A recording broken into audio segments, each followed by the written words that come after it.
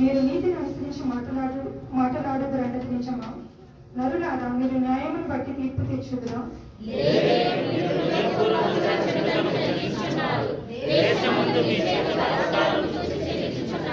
తల్లి కడుపున పుట్టినది మొదలుకొని భక్తిహీనులు విపరీత బుద్ధి కలిగి ఉందరు.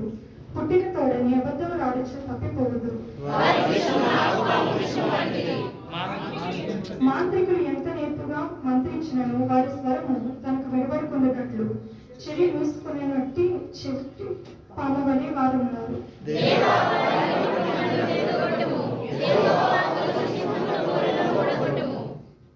పాడి నీళ్ళ వలె వారు గతించిపోదురు. అతడు తన బాణములను స్పందింపగా అవి తునాతునకలైపోదురు.